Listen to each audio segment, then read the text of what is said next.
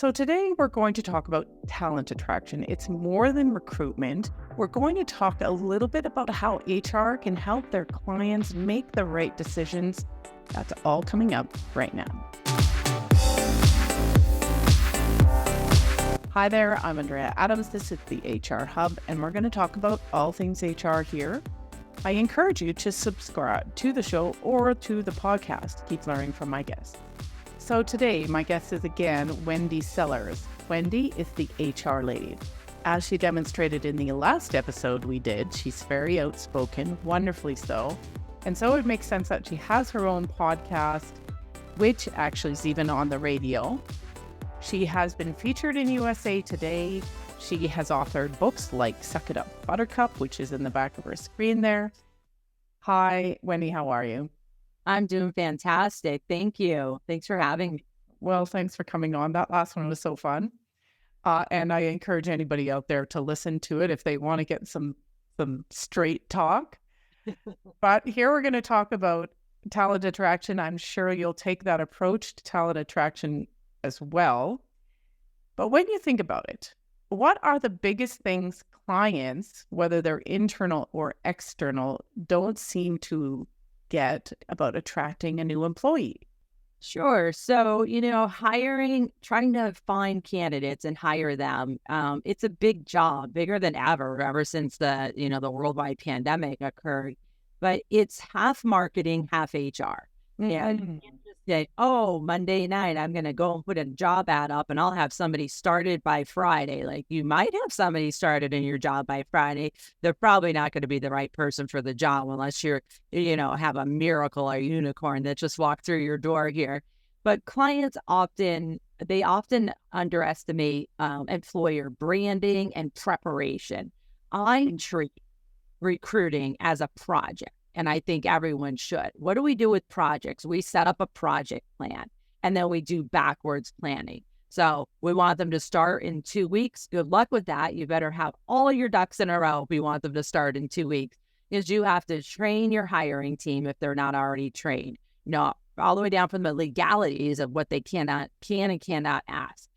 Depending on where you're hiring from, which state, what country, wherever you're at, there's laws that you have to follow in that area. So if you're hiring remote, you have to really think about all the laws that are spread all over the place that you have to follow, not only in the zip code of the company, but the zip code or the location of where the new hire might be located. So it's just a whole lot. Again, it's half marketing to get somebody interested in clicking on an ad.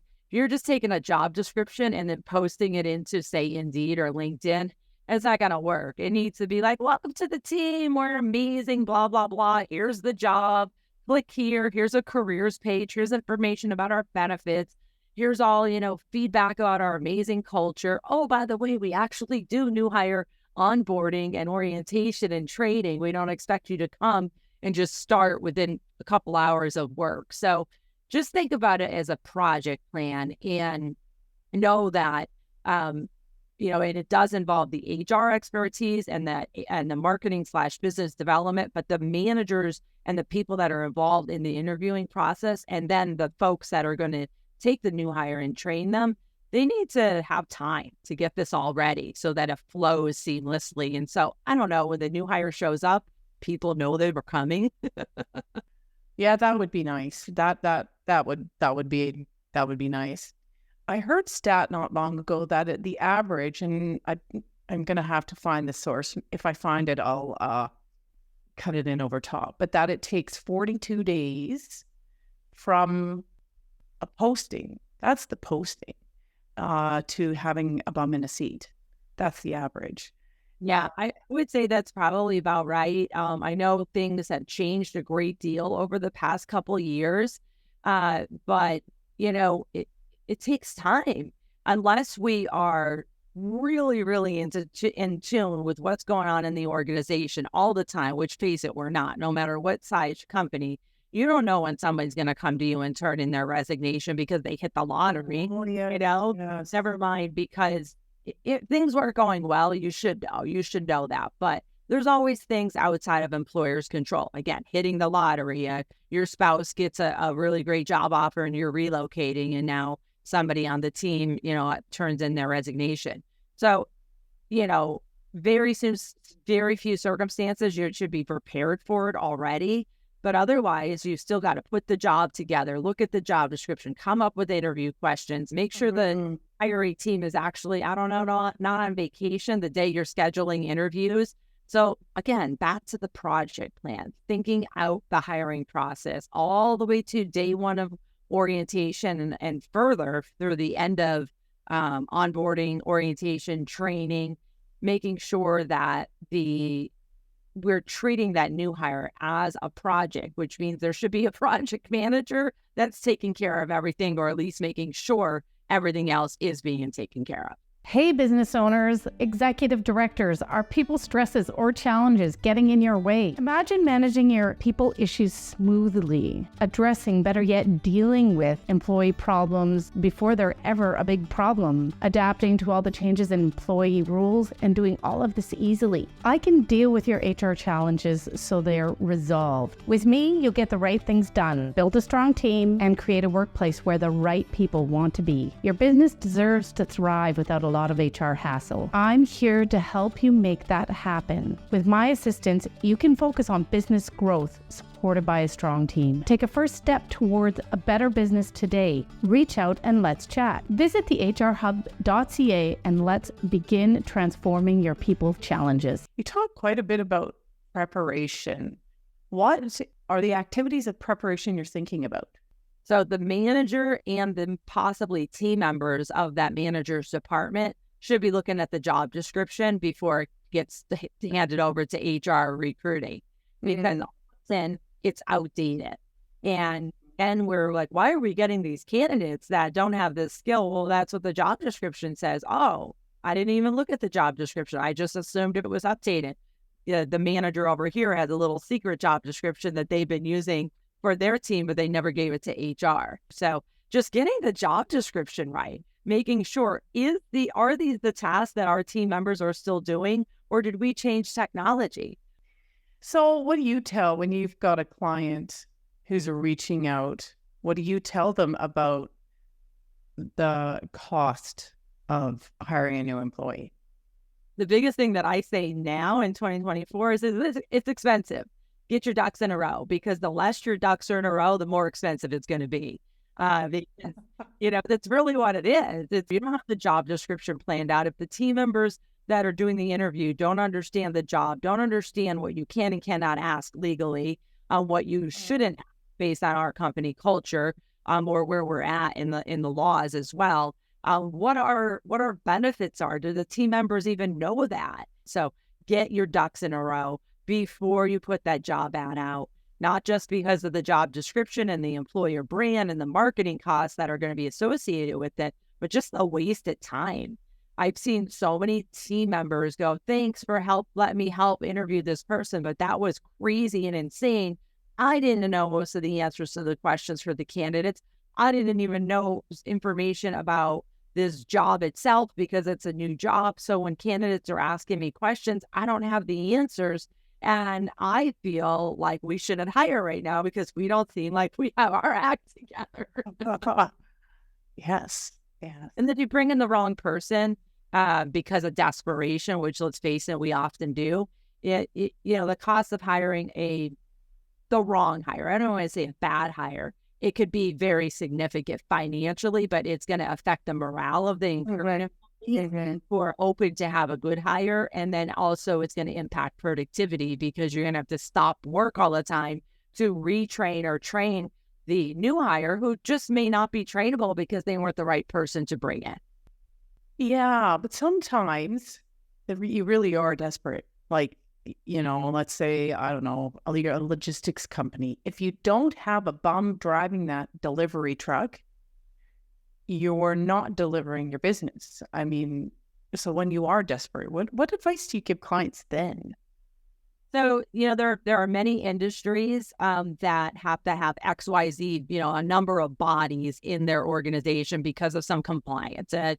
And so they just hire literally bodies to go sit in those roles to fit the compliance seat. Well, just know that it's not going to work out, right? Unless, fine, you have this body. Do they have the capability to learn the knowledge, skills, and abilities that you need? Do they have the capability to learn the essential responsibilities, never mind the non-essential responsibilities of the role? The answer should be yes. If the answer is not yes, then that's a temp. That's just a temporary hire. And you need to know that. That's our Band-Aid. The employee knows that they're a Band-Aid and they're not going to be here long. The team knows that. And in the meantime, we're going to continue to recruit for the right person. If you did hire somebody, hopefully they don't have the skills now, but they have the capabilities of getting them, get together a training plan immediately. It's rolled out the minute they're coming in. Say, okay, we're going to give you training on the culture, training on the compliance. But no, while they're doing that training, they're not necessarily going to be productive. So that's kind of like still a cost of recruitment. You're losing money or not making money based on this employee. So whether you put that in the cost of recruitment, the cost of training, I really don't care. The CFO could figure that part out, but the cost has to go somewhere. But your team members that are already there, they have the right, in my opinion, to know what's going on, so that they're not so frustrated to say, yeah, you just hired this person because you're desperate and it's affecting my job, and peace out, I'll figure it out. Let them know, or don't leave. And they say, hang in here. We just got to get through this, couple weeks, and this is what's happening. And then there's going to be relief coming in. Something I take away from that is that if you're getting into that position where you're desperate, you're legitimately desperate, that you would hire for the attitude and the ability to learn. You might not get the skills, but hire for the other part, if you can. What should HR be doing to help their clients get the attraction done right?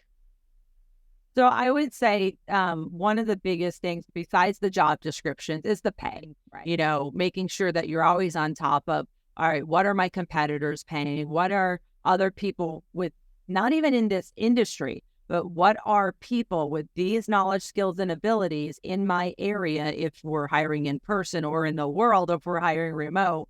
What are they getting paid? And the reason I say not even with the industry, because often, especially since, I'll just say the past couple of years, 2020 to 2024, we're picking people out of other industries and pulling them into our industries because of their knowledge, skills, and abilities. But then you may need to train them on the industry terminology, compliance, legalities, things like that. But what are people getting paid? And if we're not paying what candidates want, then we're not going to get the best of the best. And if that's all you can do is pay a lower amount, then just know you're not going to get experienced people, or you might get experienced people that maybe are coming back to the workplace for one reason or another that they left, but they're still going to have some hurdles to jump through because of whatever was going on in their personal life. So one way or the other, we're going to have to pay for it, either with training, great management, with onboarding, with reviews, with bonuses, with hiring more people because we don't have experienced people. So now we're pulling it together, or hiring even consultants to help supplement the work. I just kind of feel like either way, you're going to pay for it. So why wouldn't you just pay the higher rate to the employee or the candidate who has the experience that you need, and then they could make it part of their job to train everyone else? You just have to be consistent. If you have 2 or 3 roles that are the same exact role and the same expectations, you should be paying all 3 of those people the same amount of money or very similar. Otherwise, you're going to get accused of discrimination and bias at some point. Right. And we're just going to walk out and go somewhere else. Yeah. And the other thing too, though, is the cost is the coaching. You might have to do a ton of one-on-one coaching with that person, and that's cost. Yeah, it could be internal coaching and mentoring, or it could be external. Either way, the time, the effort is coming from somewhere. So if you're taking it from an internal employee, then you got to take other job work off of them. Now somebody else you have to pay to do that work. So the cost is coming somewhere. If you're just winging it and hoping for the best, that's not a good strategy because it's proven to not work. What? All right. What about helping clients with retention? I know this is a little bit outside the scope of attraction, but I guess we'd have to do less attraction if we did better retention. What do you tell clients? Yeah. I think you're right. You're right on target there. Like it should be, retention and recruiting should be linked together so that we have to do less recruiting. But if you're just a company that's growing, you may always have to do recruiting anyways. But let's do recruiting for new roles, for growth, not for turnover. And so the minute we hire somebody and give them that offer, and I say even before that, the backwards project planning, before we even say we have a new role, we should be thinking about retention. Okay, we're going to bring them in here. Here's the plan to get them onboarded, to get them comfortable with the company. They've already said in the interview they want to be a manager or a director in, a year or two. Well, we should be starting from the day they start to get them there. Otherwise, we already know, we've already been put on notice in the interview that if they don't get to where they need to be in the next, I don't know, I'll just say a year, that they're going to be walking out the door. So we need to be starting retention almost immediately. Yeah, you talked a little bit about the job description and that the manager and senior people on the team should be looking at the job description before they ever, you ever start recruiting. But what else can HR do to help with that part of it, to help a client prepare for recruitment? Yeah, sure. Thanks for asking that. You could do a job analysis. Now, in some companies, this might not be HR's responsibility. This might be the operations person, just because based on the head count. If you're a small company and HR is doing everything, I personally don't think it's HR's responsibility to understand every single job in that company. That would be ridiculous. That's outside the scope. But maybe HR can start setting up job analysis, templates and programs, and giving the managers access to systems like, compensation and studies. But so much of this stuff is available for free out there on the internet, often through even government resources, where we could really say, okay, the manager's saying that this role needs to have this certification or this license. Is it really? So you could even come together and just have like a little committee of employees, of new hires, people have been here for a while, managers, non-managers, and they could do the job analysis to say, we say that everybody needs a certification. It's not a requirement by law. So why don't we take that off of the job description and say, we don't need you to have the certification, or we'll give you an internal certification once you come onto the organization. But we need you to have the capability of passing this internal certification and or just doing the job that the certification teaches you. And why do I say this? Because often licenses, certifications, they're costly, and not everybody's going to have that. They may have all the skills that you just need to test them out. Job testing for certain skills, maybe in the interview process or even during the onboarding and orientation process, is definitely a way that you could figure out, do they have the knowledge, skills, and abilities to do the job? And if they don't, what can we as the company do to get them there the minute they come on board? Our clients are often saying, it costs too much, it takes too long. Okay, give us some Wendy. What would Wendy say? If the clients are, say, the department manager saying, no, it takes too long to train them, we want somebody who's trained. Okay, well, guess what? The person that's already trained, it took them a long time to get trained, and either their previous company or themselves paid for it. So you better be prepared to compensate them for that training that you're not willing to pay for over here. And so you're going to pay for it either way, right? Or you're going to have a higher base salary or hourly rate, or you're going to offer them the training. And even if they get the training that you paid and you're thinking, good, I can get away with paying them a lower rate. No, because guess what? Now they're more marketable to your competition. So you get what you pay for. And you should be prepared to do training, even if it's internal, and then focus more on what can I do? How do I treat my employees so that they stay, versus being worried about, I don't want to train them because what if they leave? Oh, yes, that is, the investment of learning and development. It does equip them to go elsewhere, but it also does increase the likelihood that they're going to stay. You have talked about compensation a few times here, of that you may as well pay them. There's got to be a limit to that. Where's the limit in your mind to paying them? The sky is the limit. No, I'm just kidding. Because we have to have consistency, right? We can't just say, okay, we're going to bring Wendy in and we're going to pay her this because she has these skills and everything. But somebody internal already is the same exact person as Wendy, almost same resume, and we're going to continue paying them less. You're going to get into discrimination and bias claims. So the bigger your company is, the more people you have in each individual role, you need to be consistent so you don't get accused of discrimination, you don't get accused of bias. And so there's just not any kind of internal, wars going on about compensation. Again, it is so expensive to hire employees now more than ever. That's not going away. That's not going to change. And so if we're only willing to pay at the bottom level, that's what we're going to get. That's what we're going to get either with experience or with engagement and productivity. Some people actually say, I have 20 years of experience as a manager and I don't want to be a manager anymore because I'm burned out.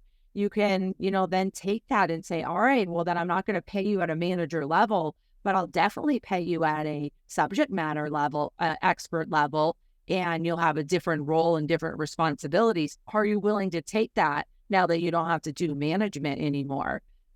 It's a lot to be a manager these days, but it is still a lot to be a subject matter expert. So I don't want to downplay the possibility that you are going to give a subject matter expert less just because they don't have management responsibilities. Does that make sense?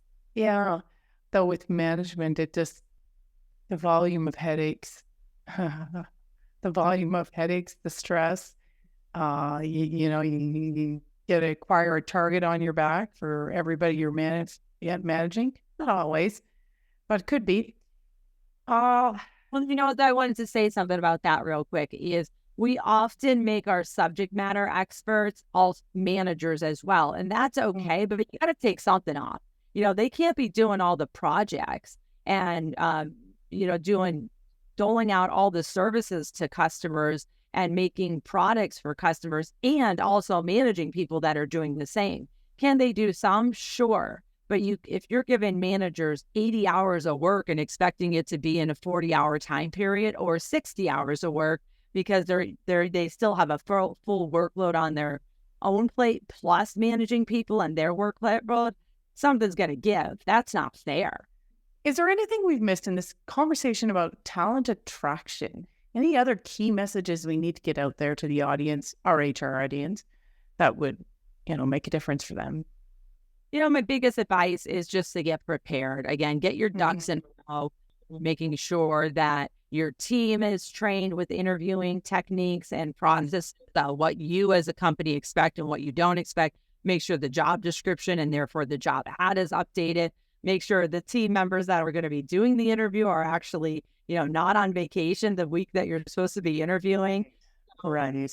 About any job ad as a project. What would you do when you roll out a project? You'd have a a planning meeting, and everyone that involved would be there. And so that you could all get on the same page, build out a timeline, and then behind the scenes before that, HR is running the compensation assessment, even just doing an analysis of, do we even have these candidates available in our, in our area, if it's in person, or in our country, even if it's remote? Are we going to have to relocate people? What does that look like? So really doing the prep work ahead of time and then getting the team together, say, okay, we're ready. We've got the right pay. We have the data. We have the analytics. We know we can recruit people because we went out there and we know there's these skills available and these people available for what we're paying. So ready, team, go.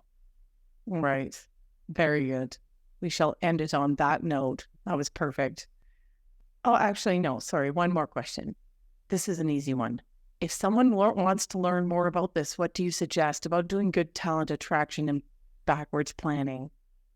Sure. I mean, you can just do some research. You can listen to my podcast, The HR Lady, or any of my videos on YouTube, Wendy Sellers, The HR Lady. Reach out. I'd be more than happy to help you at any time. Okay, wonderful. All right, now we'll leave it. Well, thanks, Wendy. That was just so insightful and so much to think about. The part I'm thinking about is just how much preparation, and we often think about, preparing the interview itself, but are the people on the panel prepared to ask appropriate questions? Are they prepared to ask the appropriate type of questions? Because some are more effective than others. And then there's the job description, the compensation. So there's a lot to it. Wendy and I did a different episode on difficult employees or irritating employees. And it isn't what you're thinking, but it was awesome. I encourage you to check it out. A link to that's right here. Thanks for watching out there, and we will see you next time.